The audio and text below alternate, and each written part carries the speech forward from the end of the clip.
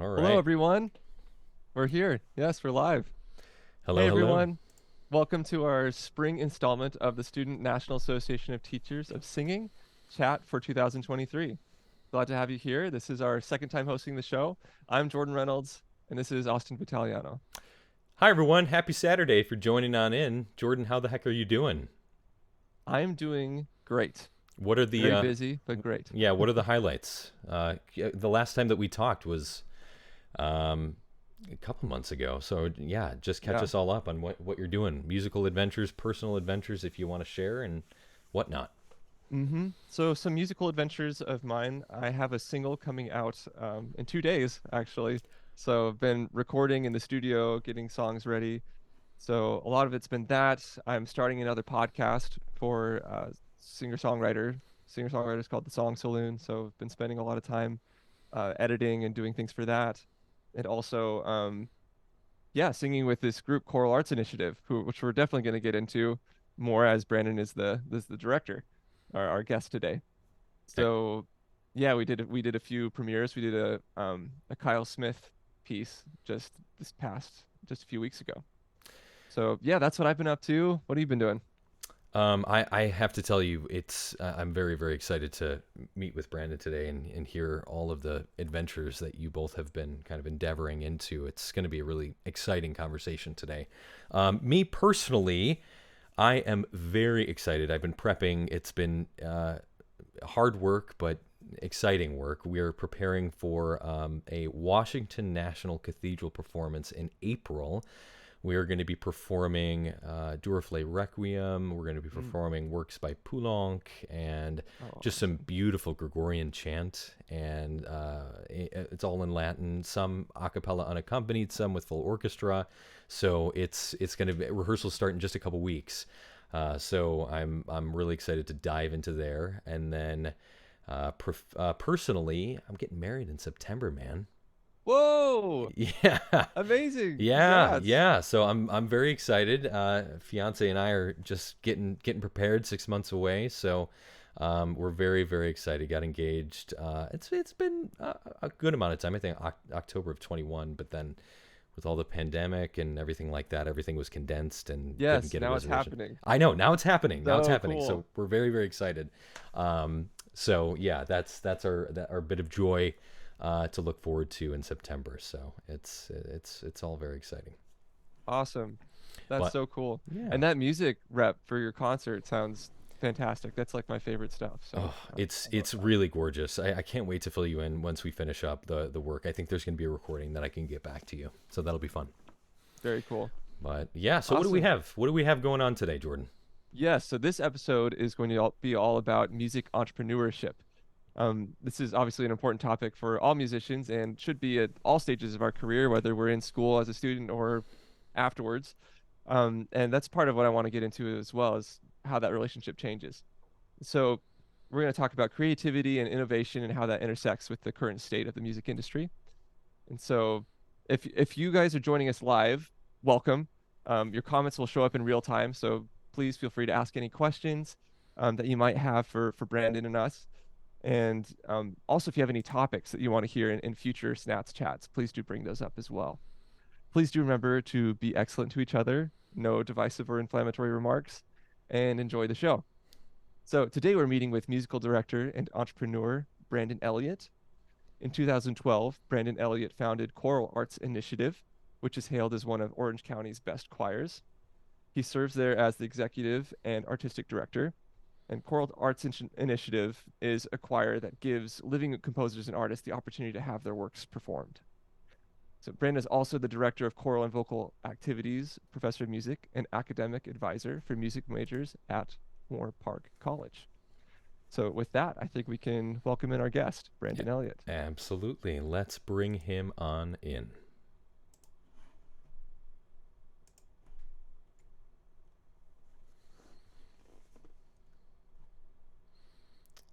Hello, Brandon, hello.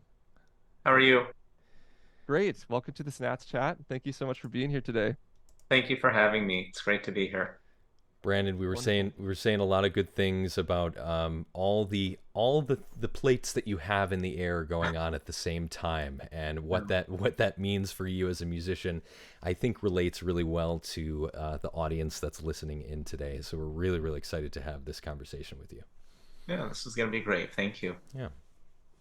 Thank you. So I wanted to start, Brandon, by asking you a little bit about your background. We can start as early as you like, getting into music and your career. Yeah, we'll just start at the high school. We don't need to go all the way to the moment of birth. But high school, I fell into choral music in particular by accident. When I started high school, I actually was avoiding performing arts at all costs because that's what the cool kids did, right? Hmm. And I instead joined cross country. And for anyone that knows me, I am a terrible runner. So literally within 2 weeks of the school year of being in a non-cut sport, I ended up getting cut. And all of a sudden I had this gaping hole in my schedule, and my vice principal's like, I'm throwing you in bass chorus. And this was a couple of weeks into the semester. I just dreaded the concept and the idea of going to choir.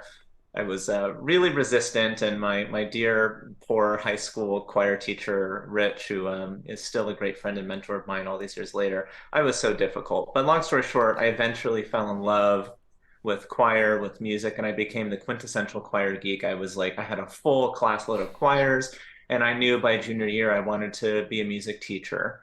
And so I got my bachelor's degree in music education and got a teaching credential.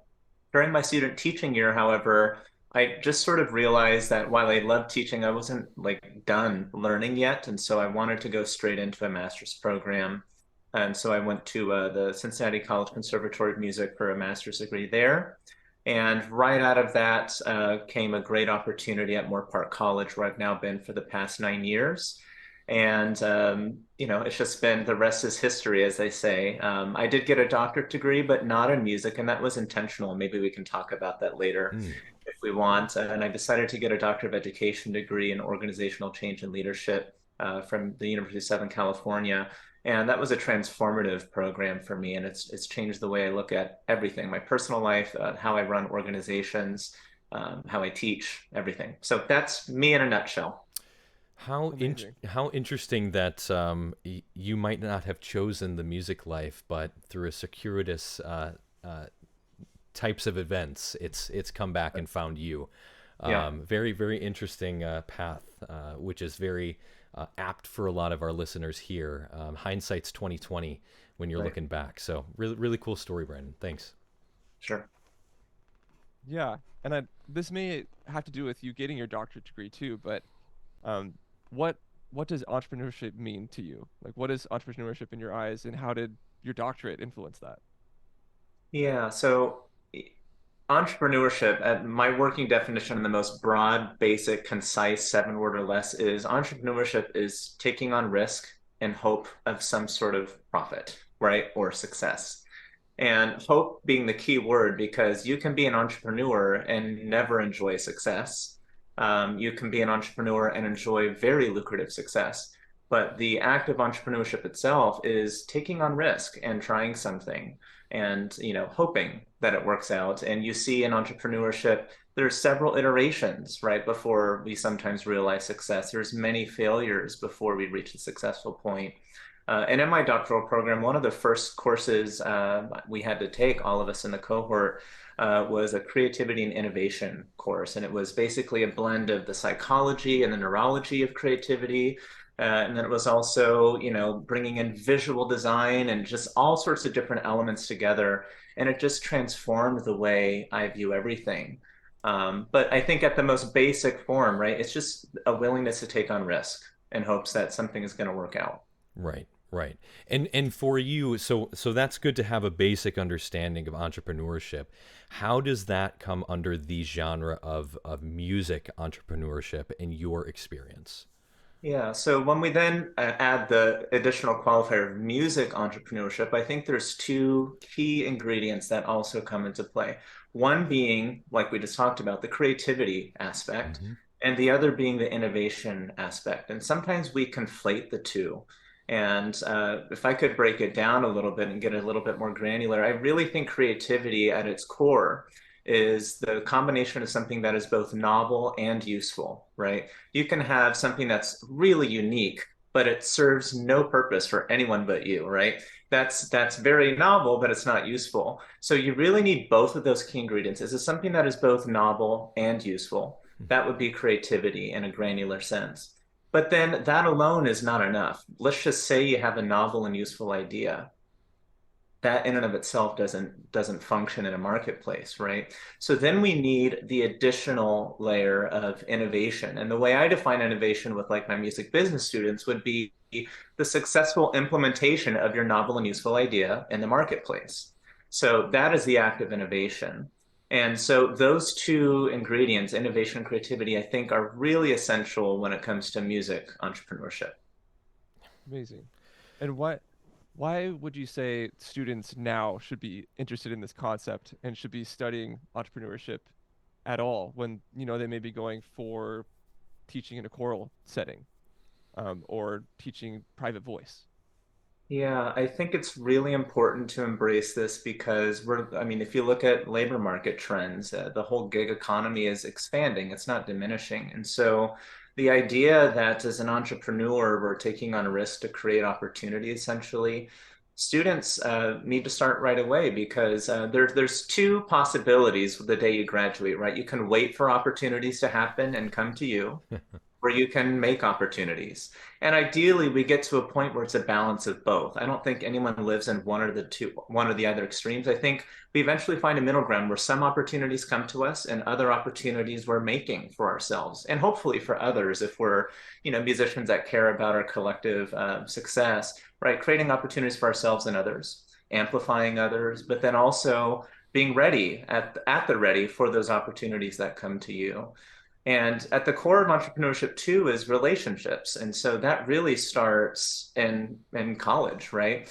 Newsflash, for better or for worse, the colleagues that you have in college, they're going to be your professional colleagues for the rest of your life. And starting right away to leverage and savor, if you will, those networks, knowing that they will serve in your professional sphere the rest of your life. That's a part of entrepreneurship too, is relationships. Yeah. Yes. Yeah, I think it's a really important point, Brandon. In my own experience, when I was going through the education circuit in undergrad and graduate school, I think a lot of our educators have had really good training in how to, which are the important basics. For me personally, as a singer, languages and diction, and how to present yourself on stage, how to create a really, really solid recital program, and then get yourself out into the world. But to your point, I think it helped. That's a track. That's one of the two tracks that you described. And I would love to have met you in my undergrad and grad program to understand that there is a little bit more of a holistic second pathway that you really is important to foster if you want to create, have that recital, but then maybe record that and market that out to other local businesses around the area and say, hey, this is a service that I can provide for you, or it's different types of examples of how you can take it to the next level, and implement that to create a living. So yeah. Right. Yeah, Right. and I think, if we want to really get into the nitty-gritty of higher education, first of all, let me just disclose, I say this on behalf of me, not on behalf of the institution I work for. But, classical music training in higher ed is really flawed. I mean, it's significantly flawed. Mhm. And I say that generally. There are certainly institutions out there that are certainly being pioneers in preparing musicians for the 21st century workforce.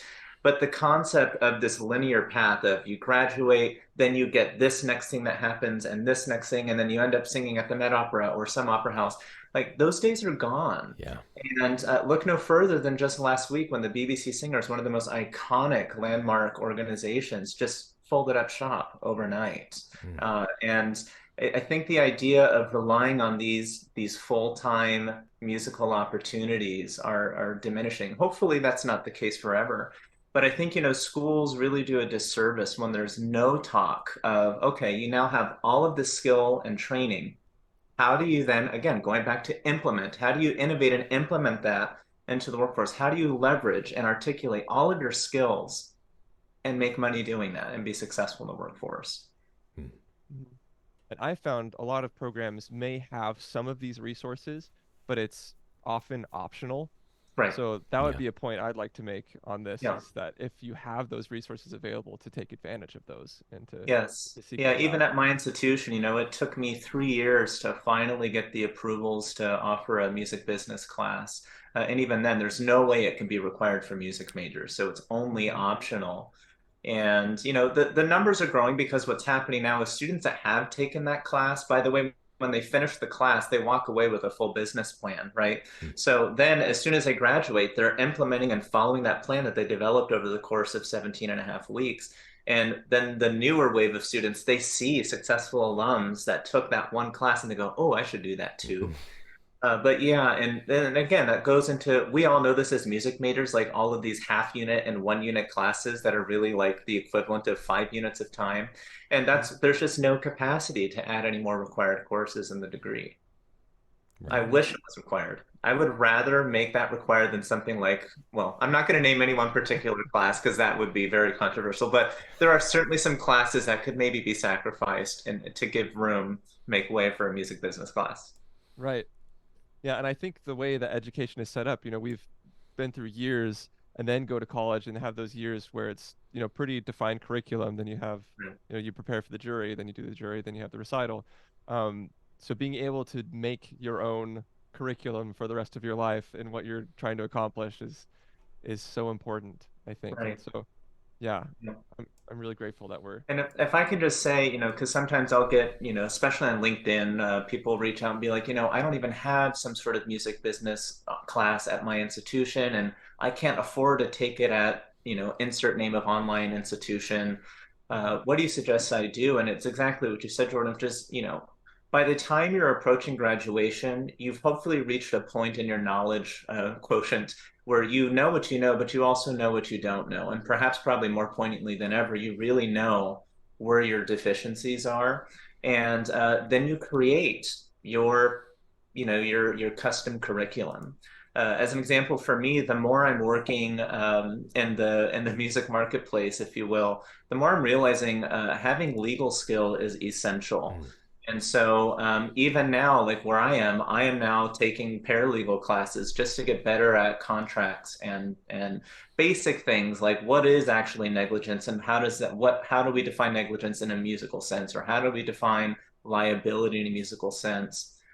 So knowing what you don't know is your actual greatest tool, because then you can go out and learn and piecemeal your own curriculum, your own learning strategies. Yeah. Jordan, I think we've really clarified a lot of the kind of the basic understanding of entrepreneurship, music entrepreneurship, and the importance that it plays in both your undergraduate or graduate education, and then how that grows into you as a in the field musician. Could we use a real case example? Do you want to talk a little bit about Choral Arts Initiative? You want to talk go Sure. dive into that? Yeah, and before though, I just also want to say Yeah. too that I also think that it's important for our educators to model the spirit of entrepreneurship, because we learn primarily through modeling. We learn by seeing what others do, and we Yeah. want to emulate that, right? And so I think also teachers underestimate how entrepreneurial they are. First of all, if you've successfully ran a music program for the past 4 years, you are entrepreneurial. Right? So it's amplifying the skills that you already have and really making sure that teachers understand that they are teaching through modeling, whether they say anything or not, and also being great models and exemplars of entrepreneurship and embedding that into their curriculum. Even if so, especially if there isn't a music business offering, how can you incorporate the elements and the aspects of entrepreneurship in your day-to-day coursework? Brent. But yeah, to pivot to Choral Arts Initiative, I was in my first year at the Cincinnati Conservatory. And as part of my curriculum, I got to work a lot with the composition students. And I had a conversation with a student that just like the light bulb went off. And I told this composer, I said, this is incredible. Why haven't you had it performed yet? And he looked at me and goes, "Oh yeah, let me just call up Craig Hella Johnson at Conspirare and let me just have him perform this piece right now."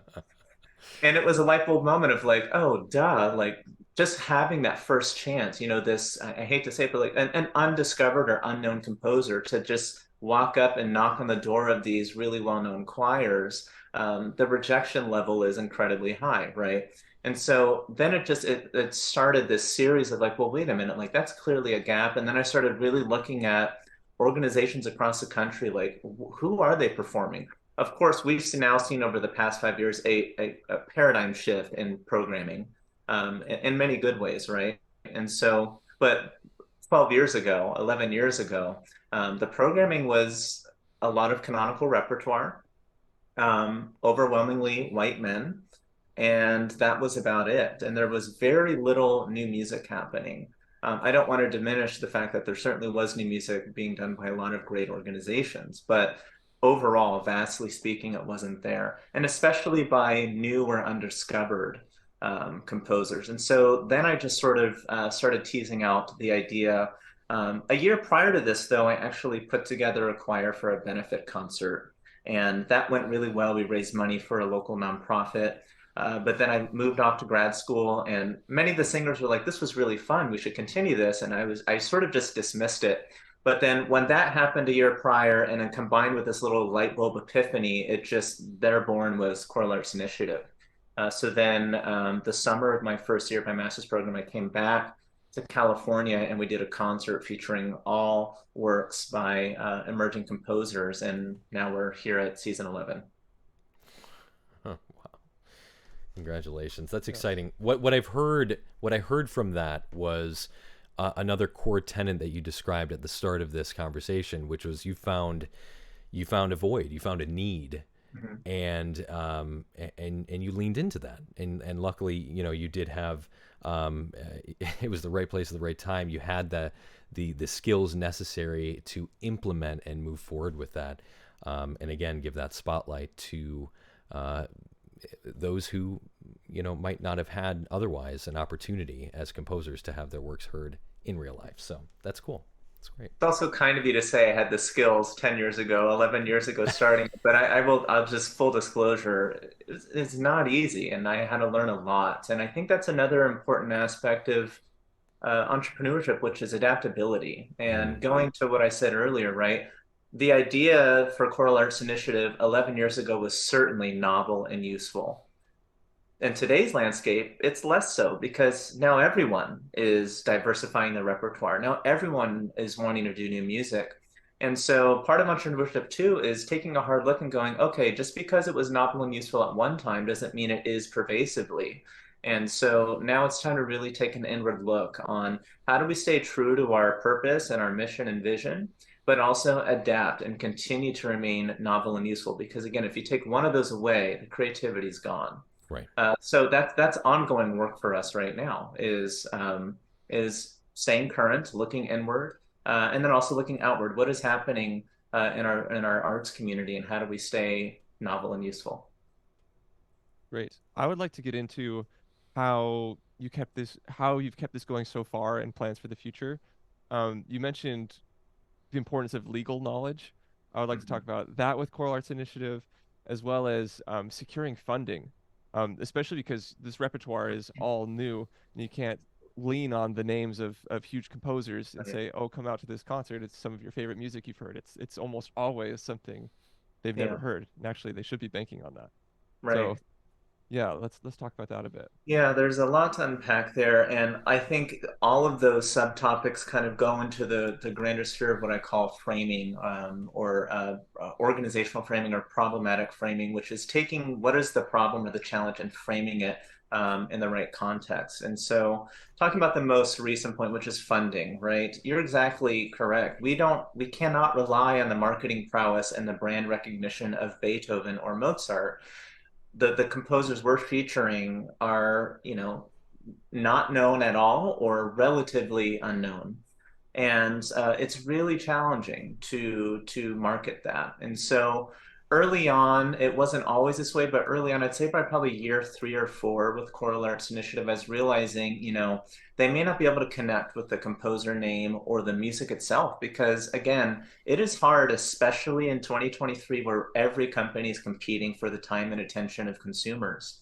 It is really difficult to convince someone to spend both their time and their money to drive out to a performance in person. And I think we have to understand their mindset if we want to survive. There has to be something quite compelling in this day and age to get someone to get up out of their couch, to leave the comfort of their home, buy a ticket, and then spend their time. And we underestimate that we spend time just like we spend money, right? And so what we've been really leveraging is the text because we may not be able to get them to connect to the music. They may not even like it, right? They may not like these new sounds that they're hearing. They may not even know the composer, but the texts I select are, I hope, and usually the feedback I get is it's something that everyone can connect to. And there's usually a very clear narrative thread and a story and an arc throughout the program. So that is how we draw audiences. But then going back to framing, right? There are certainly organizations that can amass 500, 600, 1,000 audience members, and that's amazing for them, especially symphonies. That's how they survive. They have to have significant audiences. For a new music ensemble, especially one that is, again, doing music by even the unknowns within the new music world, I always frame it as if we can get 100 people in our local community to give up an hour and a half of their time and pay money to come sit and enjoy a performance of ours, that is a win. And so that's always our target is we have to get at least 100. Of course, fortunately, we do enjoy margins beyond that, but that is sort of the way we frame it. And so, yeah, I think that's one part of it. The other part is grant writing, and that is something I've learned and improved over time. But also the challenging thing is a lot of granting organizations tend to not give to newer nonprofits. So it took several years. In fact, even though we applied every single year, it took us 10 years to get our first California Arts Council grant. So part of it is just time and also handling rejection in a positive and conducive and productive way to use it as an opportunity to improve. There were other things you brought up, so please remind me if we need to circle back to something. I'd actually really like to dive into what you just ended on. Okay. How do we focus on handling rejection in a positive way? Can we talk about that? Yeah, I think a lot of this has to do with we all have different quotients or levels of grit and resiliency. And so wherever you are, it's part of it is just recognizing where you are, but then also embracing the fact that your tolerance for grit and resiliency is entirely within your control. And so it's not a fixed trait. And so part of that for me was just self-growth on how I'm going to utilize rejection. And it was very difficult starting off because, of course, I founded this group. It is my child. It is my baby. I love and care for it dearly. So how could someone reject me? How could someone not care about this? And then you have to kick it up a level and realize, okay, this person probably went through hundreds, if not thousands of applications. And we quite clearly don't have the established history. If I were giving money to a company as an investor, would I want to give it to a business owner that has no track record, that has no right? So it was again, it goes back to framing and our own self-talk narrative, but then always looking inward and saying, okay, well, like what could I do next time to make this application even more compelling? By thinking of that grant viewer's mindset, we can't fake the fact. I mean, we can't cheat the fact that we just don't have history, right? We don't have. So what can we talk about to allay those fears? Or what else can we amplify to outweigh the fact that, yeah, we haven't been around for 30 years like some of these other organizations. Got it. So, if we can touch back on the funding sources, you're talking about how grant writing is obviously and understandably so a large part of a resource that you use to support everything that you're doing. Mhm. What other sort do you lean into your volunteers, other types of fundraising, or major donor asks? Are What other avenues would you feel for an entrepreneur or in your business that you've found successful? Yeah, so if I were to like pie chart Choral Arts Initiative, and I think this is more unique to us, I would say our pie chart's a little different than more established, arts organizations, especially like symphonies and major symphonic choruses. But if we were to pie chart it, only about 10 to 20% is actually grants, right? Mm-hmm. I would say another 20% is going to be foundations. Foundations are a little bit easier to tap into than grants from our experience. I know some would like balk at that statement from our experience, because once you've established a relationship with the foundation, they tend to want to repeat that gift every year. Whereas grants are very often one time, there's no guarantee of a renewal. And some will even say, if you receive a grant from us, you are not even eligible to apply for 3 fiscal years, for example. So foundations are about 20%. And then corporate sponsors, local sponsors, that's about 10%. But the majority, 50%, is individual giving. Mm. And this goes back to what we talked about early on, which is relationships are essential. And our 50% of our budget comes from individual giving. Ticket sales, I mean, as much as they're important, they're actually quite a negligible part of our revenue streams. And in fact, the way we structured is all the ticket revenue just goes straight into a separate account that's used to fund stipends for our talent, for our choral artists, and for our instrumentalists. So individual giving is essential. And right after this, I'm actually going to sit down with some really valued supporters of ours for a dinner. And so part of that is just managing and leveraging those relationships like we do in any aspects of our lives, and maintaining those relationships, making sure they feel appreciated, making sure that they feel involved. And this is not my words, but Kelly Ricciarello, who is the executive director of the Long Beach Symphony, she says it so well. She's like, if you are managing your relationships well with your donors, you'll never have to ask them for money. And she's so spot on with that. And so, that is a really substantial part of our fundraising. And I know it will be for any nonprofit, which is just individual gifts. And what we found works for us too is when we share specific projects that we have in mind, and what it's going to take to help us get there. And focusing our asks, if we do have to make an ask, on the North Star or the big picture, which is, here's where we want to go. Here's what it's going to take to get there. Do you want to partner with us and help us reach this goal? Mm. Right. Yeah. I love how that takes the pressure off of the individual saying, we need your money now. Yeah. Said, Yeah, here is the because dream. first of How all, to get like, there. who likes doing that, right? I Yeah. hate doing that. I often joke that the F word in nonprofits is fundraising. So I like, who wants to walk up to someone and say, please give me your money, Yeah. right? But it is much easier to say, for example, I sent a postcard, just, I heard that one of our supporters, her son broke his finger. And so I just wanted to wish the son well. And, I remember I broke a finger way back when, and how scary it can be. And it just, that's all it was. And of course, then we got a check in the mail a couple weeks later. That honestly was not the intention. It was just maintaining the relationship. But this supporter felt so touched by that personal outreach that they felt compelled to give.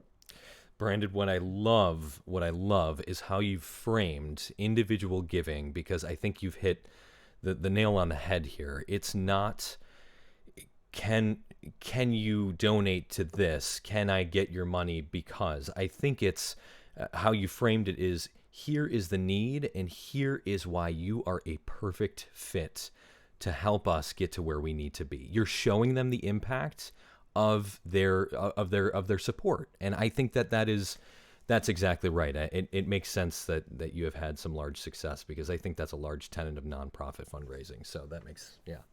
Yeah. Yeah. And what I'll say too is, I think our mindset early on was we needed to focus on the donors with the deep pockets, Yeah. right? Yeah. And I will say that I really push back on that mindset, because first of all, you just never know someone's financial situation. And we just have to, again, turn back to the relationship and the value prospect, because we have had people that have given $25 a year, and we still value them as though they give 8, 10, 20, 30 times that value. But then after 10 years of giving $25 a year, this donor then wrote a check for $25,000. Oh And gosh. I'm convinced if we just disregarded those annual $25 gifts to focus on the big fish only, there probably would not have been a relationship in place to set that foundation for that person to then say, you know what? I felt so valued here for 10 years. I have this windfall of cash and I want to give it to you guys. Yeah. Wow. Those are just things you can't predict. All you can Mhm. control is the relationship to a certain extent, right? And your energy and output into that investment in the relationship. And the rest is really just you never know. Yeah. But that's just one example of many that we've had. Right. Right. Great. Yes, and I think this subject of relationships is extremely important, and we brought it up in the student aspect when you're at school, making sure that you have Right. these relationships. Can we talk about starting relationships? So maintaining those is really important. How did you initially initiate these relationships? Yeah, and we definitely want to get to maintaining because for me, that is the challenge, especially as your network expands and expands. It's how do you maintain Mm. relations with all these people so that they are you are in a place where they wouldn't hesitate. My general rule is if I'm maintaining relations well is do I feel comfortable calling this person at any like civil hour? And Mm, if I feel hesitant, then that means I need to do more work to maintain mm, and build and cultivate that relationship. But as for starting out, it's go to the places where the people you want to connect with are and or the industries that you want to get involved in. So I often tell like songwriters, for example, like they really go to the ASCAP Expo, go to the NAMM show, go to like things that are related to the things you want to do. Join your Grammy U chapter and get involved with those people. So just getting out there. And I am one of the most introverted people you'll probably ever know. And but what I will say is that networking I really prioritized all the way back to I think I was, gosh, quite young. I mean, I think I was like a freshman or sophomore in college, and I was already going to conferences. And there was certainly a high and pronounced imposter phenomenon element going on because I would go to these networking events and people would look at me like, "What are you doing here?" But I didn't care, right? Because for me, it was I'm going to lay this groundwork to establish connections. And now, of course, some of those people I'm still very good friends with. So it's going to the places where people already are and just putting yourself out there. For me, for all the introverts out there, I what things that work for me is I set time limits. Okay, I'm going to go to this networking event for 40 minutes. I can do this for 40 minutes. And I'm going to challenge myself to walk up to 5 people and introduce myself. And then, of course, the follow through, right? Are you going to connect with them on LinkedIn or Facebook or whatever it's going to be, and maybe a couple days or a week after? But it's really just putting yourself out there, and it's uncomfortable and it's awkward. But let me put it this way: we all had to do that at some point. And I know that when I'm at a networking event, I am seeking out those new people because I'm so empathetic to the fact that I've been in that situation where you're the only one that doesn't seem to know anyone in that room. And that's the person I want to reach out to and then fold them into the group.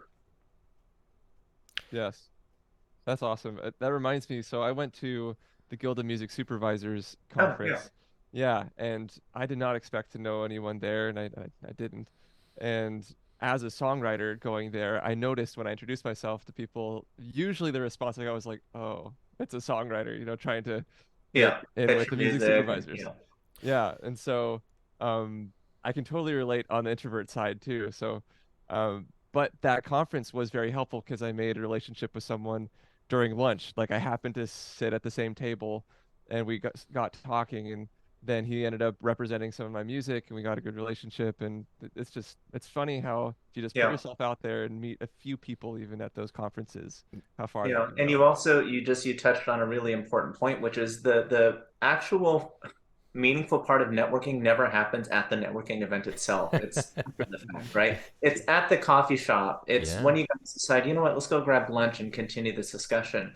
It's the follow-up call a week later to pick up where you left off. It's the follow-through that's important. And that again goes to how do we track all these? So like I use like my own sort of like tracking system to like to tell me like when's the last time I reached out to this person? Oh, it's been 2 weeks. I better just send like a follow-up thing or I use there's apps out there, there's tools out there, but some way to manage your relationships. I'm also just I know some people, especially musicians, they don't find LinkedIn to be very useful for them. I have found so much use and I've had many opportunities just fall in my lap thanks to LinkedIn. And so I'm not getting sponsored by LinkedIn, but I'm just saying, like, in some way to manage and facilitate ongoing connections with people, that's really substantial and helpful. Oh gosh, I just Yeah. got a comment in the chat. LinkedIn. Thanks so much, Brandon, for your endorsement there. That's good.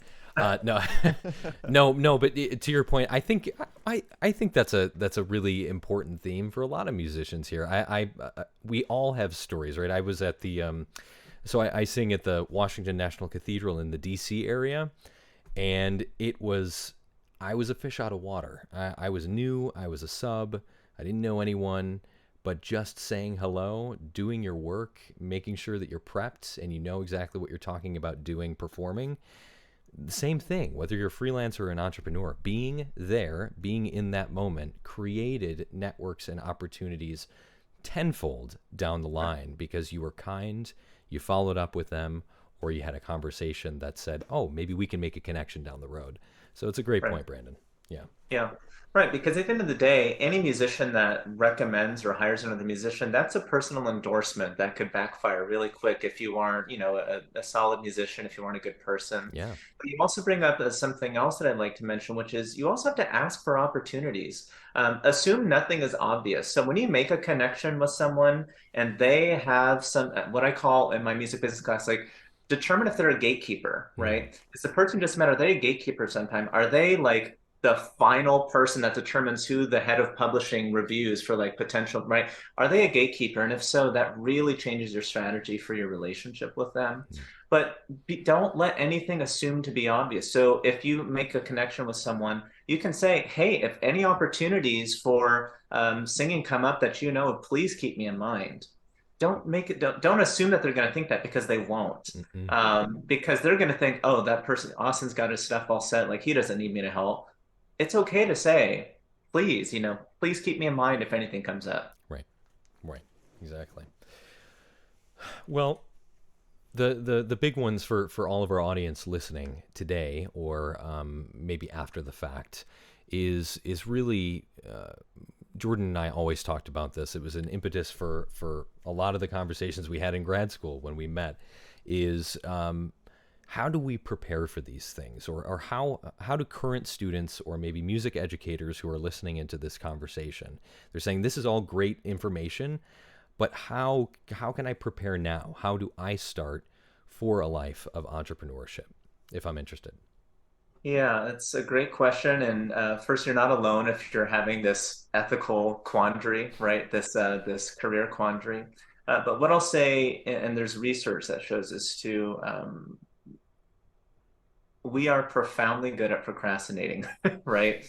And so what I would just say to you is you have to start to start. That is the most difficult thing for anyone, is the actual initiation, the starting to start something. So just start. I don't care, anywhere, somewhere, just start. And the rest will slowly come into motion and come into play. Of course, it would help if you had some outline of a strategy, right? But sometimes it's okay to just start to start. So if you're in a place just wondering, well, like, how do I start? You just do. It's as simple as that. And you're gonna have awkward relations. You're gonna have that moment where you're in a room full of people and you don't know anyone. Work through that. Know that there is an outcome and a purpose of this in the long run. And also know that you can't predict what's going to happen, but you have to trust that these pillars that you lay for yourself, they're going to lead to productive outcomes in the future. For educators, often you do get to enjoy going into a room where you know people. And so I, as an educator, really want to make sure that I'm that person that facilitates connections between my students and my network.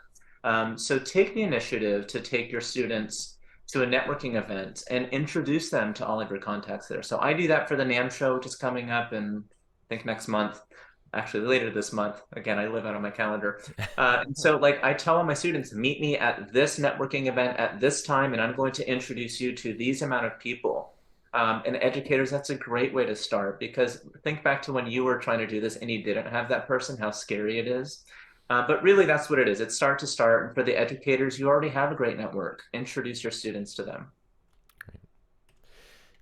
Is there a forum, Brandon? Is there, because now we've touched on it twice about how much power a lot of these music educators have in their platform. Is there a forum that you like to network or talk to or share ideas with in the music educator space? I'm sure there are forums. There aren't any that I would enjoy engaging with at this time, but I'm sure there are some out there that are useful. Okay. Again, going back to relationship, to me, meaningful networking is picking up the phone, sending a Yeah. text, sending an email. It's not really these networking events. Okay. Or like these forums. I mean, of course, there are some out there where I occasionally engage in, like, like American Choral Directors Association has like a Facebook group, and various organizations have them. And sometimes I'll pop in, but most of the time it's like, oh, I'm not going to engage in that. That's not safety first. So it just really depends. Okay. Okay. I was just curious. Yeah, that makes sense. Yeah. And talking about your starting to start idea, you mentioned entrepreneurship and how connected that is to risk. Mhm. And Mm. I think it's interesting to think about entrepreneurship and how that's like, because it's so much risk, you are going to be pretty well acquainted with failure, Right, and dealing with that and with the rejection. I just want to bring it up again because I think it's an important point is looking at rejection as a tool and being right. able to and to being able to actually use it as a tool instead of some negative effect that happens and Right. letting it just be a side product. Yeah, Um, it's almost like I like to frame it now as the more I get rejected, the more it just adds more armor to my plate, right? To like I'm even more resistant and resilient the next time I get rejected. And I think too, if we can go back a little bit, I think and also research supports this assertion that we also are good at procrastinating, especially so when we don't have a sense of purpose. Mm. And many students, if we're going to get real deep for a second, many students lose their sense of purpose along the grit and the terrors of 20th century theory techniques and all these different things, right? And sometimes we lose our purpose. And we also sometimes conflate meaning and purpose. We think they're the same thing, and the thing I like to tell students in advising appointments is meaning is making sense of our past, and purpose is about moving forward. And I think that if we can divorce those two and really think of, we can have both. My sense of meaning is when I look back in my past and make sense of my life experiences. Purpose is that guiding North Star. It's that compass that keeps us going. And so sometimes if we find ourselves hesitant to start, that might be a cue to revisit what my purpose is. And I think another thing is your purpose is not permanent. You can develop a purpose and then realize in a couple of years, you know what, this isn't my purpose anymore. I think sometimes, especially students, they think that once they come up with a purpose, it's like permanent. Newsflash, the mission statement for Choral Arts Initiative has changed probably 4 times in the past 10 years. Yeah. So it is okay to change and revise and amend and completely redo your sense of purpose. But that's usually a good cue is if you find yourself just in this state of languishing, the state of what I tell myself just meh, like Mm. I don't know what to do. I'm just sort of existing. I'm floating along. That's a good cue to look inward and start to look at what's my purpose. Yeah, and not only is it okay to reevaluate it, it's actually essential. Like you pointed out Right, with Choral Arts Initiative, how it started off as a very novel, it was something that people weren't doing, was right. programming a lot of new music, and now they are.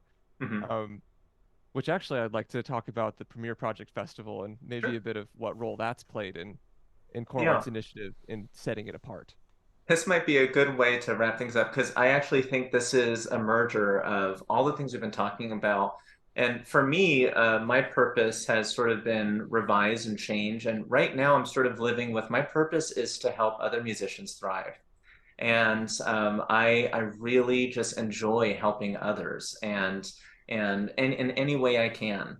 And that combined with the fact of how do we stay true to our mission but continue to stay novel and useful was the creation of the Premier Project Festival. And this festival is basically trying to fill in all the gaps that maybe we didn't get in our undergraduate or graduate programs in composition, which is all right, you know how to write. There's no question about that. You're certainly proficient, but talk to me about commissioning contracts, right? Talk to me about synchronization licensing, mechanical licensing. Talk to me about your performance rights organization. And all these things are just completely foreign concepts to them. And so we basically try to take all of that information and condense it into a week-long professional development setting that also emulates the commissioning process. Because if you were to pie chart a composer's income, 80 to 90% of it will be commission fees. And so we really want to prepare our participants, our fellows that we call them, to be ready to navigate that. So we give them a sample commissioning contract. We treat them as though they're here for a residency with the ensemble. How do you workshop when you attend that first rehearsal of this piece that you got commissioned to write for this ensemble? How do you interact with the choir? How do you interact with the conductor? So it's now in our fourth year. It would have been more if it weren't for COVID. Thanks, COVID. But we're in our fourth offering this summer. We actually just are about to send out invitations to the participants as well for this coming summer. It's going to be really great. Great. And so the Premier Project Festival, you invite a certain amount of composers and they go through you mentioned the publishing portion of it too, and the mentorship. I'd love to get into that as well. What's happening? Yeah, so again, to give them a truly full experience, the festival culminates with a live premiere of their piece that's recorded. And we want to make sure we get a great recording. And Jordan, you know, as a singer, we even like build in hold time after the performance in case there was like that quintessential crying baby on that last final chord. Probably like mine. after the audience clears out, right? We'll go back and re-record that little section just because we want the composers to have a really clean recording, because Austin, like you said, no conductor wants to listen to a MIDI recording, right? So let's get them a solid live performance recording. And then I have a series with Music Spoke, which is sort of like the Etsy of publication, if you will. So Music Spoke is not a publisher, they're a marketplace. And in exchange, the composers get to keep their copyright. They get the significant majority of the sales royalties. So it's a really composer-friendly service. And so we set them up with a direct series so that they don't have to go through the hurdles of trying to get onboarded and get approved as a composer. If you're a participant of ours, you automatically have that option, so that literally within 5 to 10 days of the premiere, you already have your piece published and distributed. Gosh, what an incredible product and service that you've created for this community. That it's just, hearing this is just it's wonderful. There's definitely a need, and you've filled that, and so that's very exciting. And what an interesting disruptor you are in the space too, because like you said, there's been a tradition of 18th, 17th, 16th century music that has held a strong foothold in the composer industry, and you've changed the landscape. You've introduced something new to say, hey, I'm offering this opportunity to 21st century composers. So it's pretty unique. It's very kind of you to say. Thank you. Yeah, with the Premier Project Festival too, a way we're really starting to sense of whether or not this is on the pulse of something that's novel and useful is the number of applicants is just exponentially expanding to the point where we're regretting the fact that we're having to turn away way more people than we can accept. And so we're starting to look inward on maybe we need to do this twice a year. Maybe it's winter and summer. But we're in that space right now of how do we say yes to more of these people that are pining for these opportunities. Right. Yeah. Well, we don't want to keep you too long, Brandon. Are there any other burning questions? I feel like we've run a wonderful spectrum of content in looking at entrepreneurship, especially music entrepreneurship. Jordan, was there anything else that you had on your mind as well that you wanted to discuss? We definitely hit the most important points for me. Yes. I guess, yeah. I think if people are interested in talking to you and reaching out to you, what platform would be good for them to do that on? I'm pretty much everywhere except for TikTok. I just can't do it with TikTok. But anywhere else, you can find me on most socials. It's just B Elliott _music. So Belliot _music. I'm also on LinkedIn. LinkedIn for me is just preferred. I really like that platform. Again, I know that that's kind of like a bottom of the list social media platform, but I find it very useful, especially in Los Angeles, where there's always music industry professionals needing that choral vocal guy. And I'd like to also just bring up one thing, which is, a lot of people say like, gosh, like how was CAI so successful? Like, and I get really bashful when people ask that because there's the assumption that CAI is successful. And what I'd say is we certainly enjoy moments of success, but it's not easy. And I think sometimes, especially as students, we tend to compare ourselves to these people that are enjoying the success and we think, well, they got it so easy. It's going to be really difficult. And it's okay. It's worth the hard work. And in fact, I'm in a place now where like when things seem too easy, I have like a wait a minute, something's going wrong. It's not allowed to be this easy. This isn't right. And then usually, yeah, there is some sort of like underlying, problem that needs to be addressed, right? So for the students out there, this is a career that is so incredibly rewarding. It does require hard work, but you absolutely have the capability to do this. And I think sometimes we think there's not enough room for more musicians. There's plenty of room. You can do this. Mm-hmm. Yeah, I was actually so one of my artists that I really enjoy is Jacob Collier, who Mhm. many listening probably are familiar with, and he said that in a recent interview is people sometimes feel like they're worried to take up space in the industry, and he's like the bigger amount of space that you're trying to take up, like just as a personality in your music, whatever, it's an invitation to other people to do the same and to Mm. Right. find their place in it. You're not boxing anyone out. You're actually giving them the opportunity to grow. Right. Yeah, and I mean that goes to everything, Sometimes when a new choir is founded and started, I'll hear some connections. We don't need another choir. Yes, actually we do. We really do. So shut your mouth. But like honestly, so like, there's plenty of room in this planet with now approaching what is it, 7, 8 billion people. There's plenty of room. You got this. Amazing. I think that's a great place to end today. Thank you so much for being with us, Brandon. Of course. Um, Thank you so much for having me. yes, thank you all for tuning in at Student Nats, and we'll be with you again soon. I don't think we have the specific date on the calendar yet, but that'll be coming out.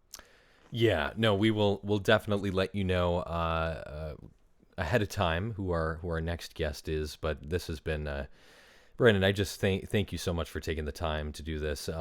Best of luck with your dinner this evening. And I think there's information, Jordan, that we wanted to share as well and for our wrap up with Brandon. Some stuff there. Yes, just that you like Brandon mentioned, you can find him on Instagram at b_Elliott. Is that right? Um, B Elliott underscore B music. Elliott underscore Yeah, music. Thank you. B Elliott underscore music. You can visit brandon-elliott.com and also chorartsinitiative.org to learn more about the choral organization. Um, that's all I have. Yeah. Is there anything else for you, Austin? No, that's it. I just, again, Brandon, thank you. Thanks for taking the time. It was very valuable to not only us, but our student Nats community as well as our music educator community. So thanks again for taking the time. of course. Thank you, everyone. All right. All right. Bye. Bye. Thank you.